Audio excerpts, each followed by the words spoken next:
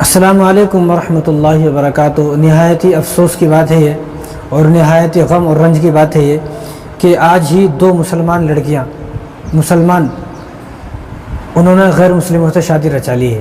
یہ جو آپ کے سامنے دکھ رہا ہے یہ دو مسلمان لڑکیاں ہیں اور مراد آباد کی لڑکیاں ہیں۔ یہ دونوں لڑکیوں نے غیر مسلم سے شادی رچا لی، اور اس میں سے ایک لڑکی کا نام تو فاطمہ ہے جس کا نام بدل کر نیلم رکھ دیا گیا۔ فاطمہ کتنا خوبصورت نام، فاطمہ یعنی جہنم سے آزاد۔ فاطمہ کس کو کہا جاتا ہے؟ جہنم سے آزاد۔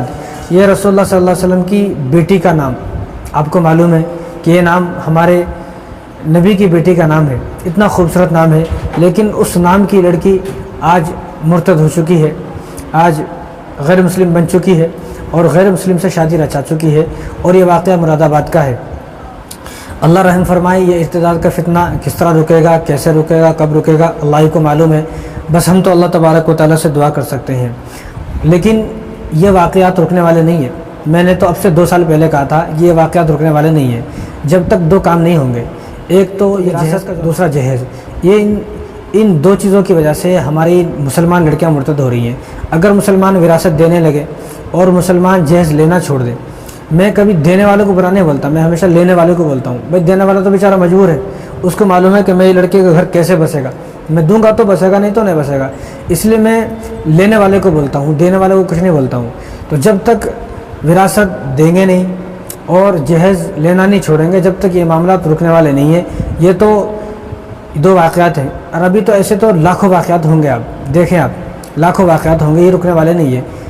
اگر مسلمان قوم پوری اس بات پر اتفاق کر لے اور اس بات پر متفق ہو جائے، پیدا ہو جائے، اور اس بات کا عہد کر لے، قسم کھا لے کہ اب ہم کوئی جہیز نہیں لیں گے، کیونکہ اگر آپ دیکھیں گے سچائی میں تو جہیز ہوتا ہے 5-6 لاکھ روپے کا، لیکن جو وراثت ہوتی ہے وہ بہت لاکھ روپے کی ہوتی ہے۔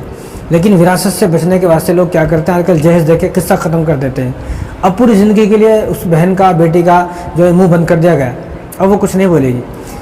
خیر، جب تک یہ 2 معاملات نہیں ہوں گے، یہ 2 کام نہیں ہوں گے جو اسلام میں ہیں ضروری، جہیز نہیں دینا یہ اسلام میں ہے، وراثت دینا یہ اسلام میں ہے، لیکن ہم نے الٹا کر دیا، وراثت کھا جا رہے ہیں اور جہیز دبا کے دے رہے ہیں۔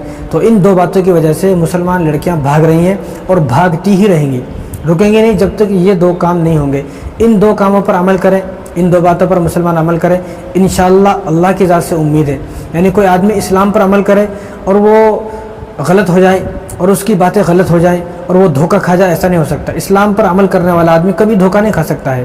یہ دھوکہ اس لیے کھا رہے ہیں اور یہ مصیبتیں، پریشانیاں اس لیے پہنچ رہی ہیں کیونکہ ہم اسلام پر عمل نہیں کر رہے ہیں۔ کاش کہ ہم اسلام پر عمل کریں، کیا کریں کہ جہیز ختم کریں اور وراثت دیں۔